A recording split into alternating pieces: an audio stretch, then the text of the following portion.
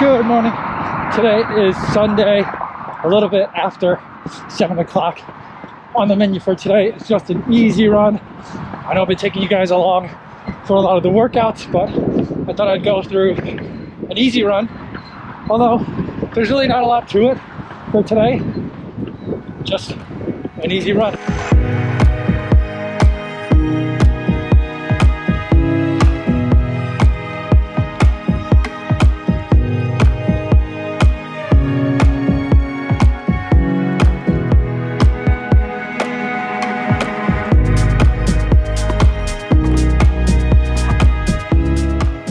About 3 miles into the run so far, the crosswind has turned into a pretty strong tailwind, so it feels really nice.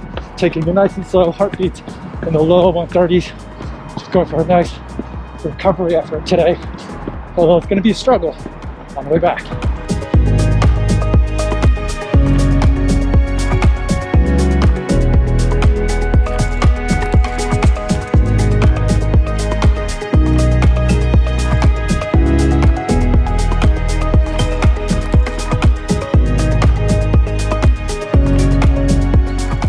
Just hit the turnaround, a little bit more than 5 miles in. If it were warmer out, I'd probably stop back there for water. There's a water fountain. It's not on now, but in the summer months there's a water fountain.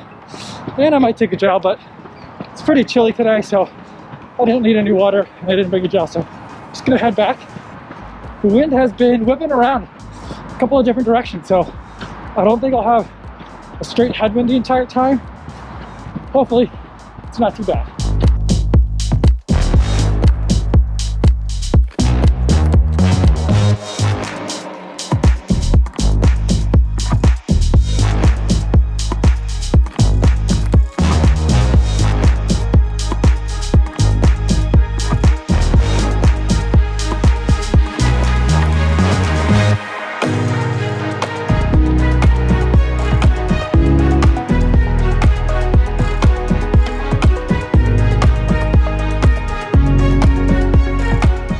Seven miles in, a little less than 3 miles left in the run for today. I'm definitely hitting that headwind pretty hard now. Woo!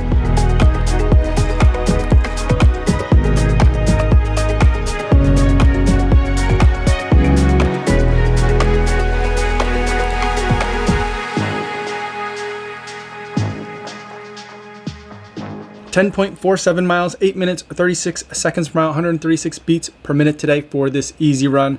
We're back inside now, and I want to take a look at the numbers. A lot of you guys have been following me through the 8K training plan that I was doing, and I was going over all my workouts, but I also wanted to show you what an easy run looks like. Number one, because I think that people kind of get a skewed perception of what training plans look like for a lot of people, because when you see stuff on YouTube or you see stuff on social media, you usually only notice the workouts. So it seems like everything or the only thing that people are doing are workouts. But for the most part, a lot of my runs are like this run here today, or sometimes I might throw in some strides in there. At least I was doing that frequently with the Jack Daniels running formula training plan that I was doing. So I wanted to go over what I look for in a running plan, because I don't just go out there and run easy or what feels like easy, running by perceived effort. I like to use a couple of different ways of looking at what easy is. Some people can use their power meter for that, but I like to use heart rate when it comes to running easy. So let's take a look at my computer. Looking at the data in Polar Flow, and just basically looking at the graphs, you can see that I was shooting for heart rate in this pretty narrow band right here. Let's make this bigger, from 130 to 145, and for the most part I stayed right in there, if not being a little bit lower for a lot of this run. And your heart rate naturally is just going to fluctuate, and there's going to be some rhythm to it, and that's kind of what's going on here. The whole time I was kind of just running mainly by feel, but every once in a while I do check in on the watch. In the winter time I do that a little bit less, because it's hard, because you got like a glove on and it's like buried behind a whole bunch of stuff. But in the summertime you can usually just glance down real quick and make sure you're staying in easy, or with some watches you can have like a zone lock, so that way it gives you a little buzz or chirp if you're getting outside of your zone. So there are a couple of spots here where I'm a little bit high, but for the most part I'm trying to stay in that bluish zone, and I think I'm doing a pretty good job. But one of the other things that you can notice is, even though I'm trying to stay like pretty flat and consistent in terms of heart rate or heart rate or my exertion, the paces are fluctuating too. Not wildly, but they do kind of vary quite a bit. And so they can get from around the 9-minute per mile pace to up to like just below 8 minutes per mile. And so there is a little bit of fluctuation there. And you could see that as well with some of the power number readings and some of the altitude changes that were here as well. But for the most part, the cadence is staying pretty consistent and the heart rate is staying pretty consistent. So that's kind of like what I was going for. Then if we take a look at the numbers a little bit more specifically here, we can take a look at the run in mile increments. And you can see kind of the same thing here. So here in this column, we have the heart rate average. You can also see the power average and then the pace average and see how kind of that plays out. So you could see like the heart rate average, I started out real easy. It was a recovery day type of run, just going out for a little bit of a longer effort. And then, so the heart rate started low, 134s, 132, 130. So in the 130s for the entire way down. And then on the turnaround, I picked it up a bit. It looks like part of that is probably because I'm starting to get a little bit more tired after 5 miles out there. But I think I had a little bit of a tailwind and I got a little excited maybe. So I picked up the pace a little bit because if you look at the pace averages and the power averages, I'm at like 856, 851 and like the 2 and teens in terms of the power numbers. And then once I turned it around, I'm getting a little bit faster, like instead of the 850, 856, 851, 852, I've got like 835, 816, 829. So speeding up a little bit and the power numbers are getting to like 220.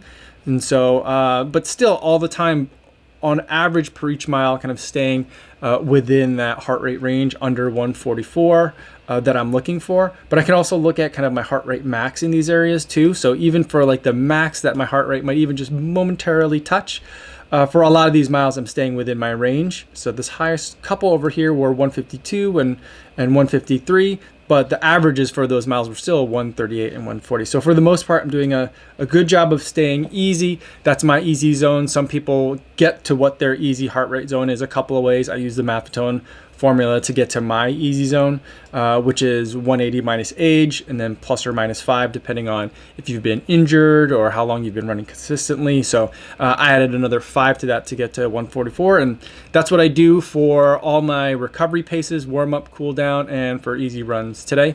And that's it. That's just the easy run. I enjoyed listening to music, a podcast, taking in the view, and just really enjoyed the run out there today. And that's what an easy run looks like for me, both when I'm not in a training plan, but also when I'm in a training plan getting for a race like I am now, where not racing, but I am doing another 10K time trial coming up in about a week, from at least from the date of the running footage that you saw here.